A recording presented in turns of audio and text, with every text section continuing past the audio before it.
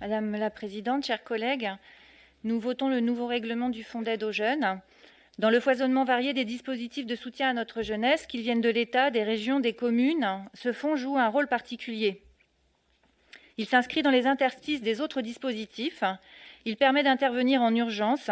Il rend possible le sur-mesure avec une réponse adaptée à la fois aux territoires et aux jeunes. Il vise à sécuriser et à stabiliser les parcours d'insertion en prenant en compte aussi bien la dimension sociale que professionnelle de celle-ci. Autrement dit, pour celles et ceux qui en bénéficient, le fonds d'aide aux jeunes constitue bien souvent un ultime filet de sécurité avant la bascule. La question posée par le vote de ce soir est importante.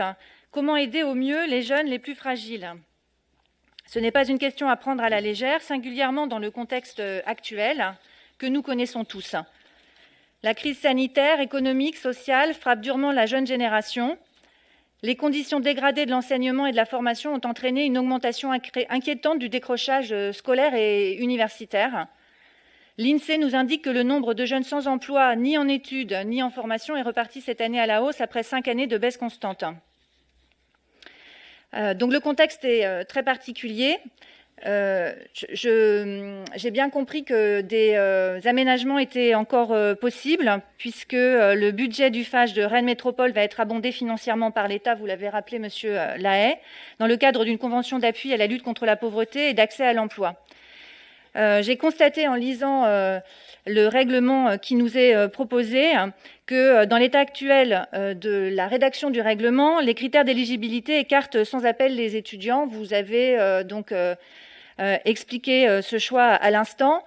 Néanmoins, j'aimerais soumettre la possibilité de revenir sur ce choix dans le cadre donc de l'abondement des finances, de l'abondement financier de ce fonds par l'État.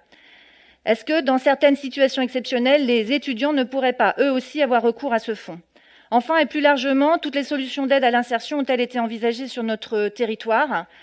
Nous ne le croyons pas. La Bretagne reste aujourd'hui la seule région de France qui ne bénéficie pas d'une école de la deuxième chance. Ce réseau, labellisé et qui a fait ses preuves, manque à notre métropole. Nous appelons de nos vœux une démarche ouverte et objective qui étudie enfin la faisabilité de l'implantation d'une telle école.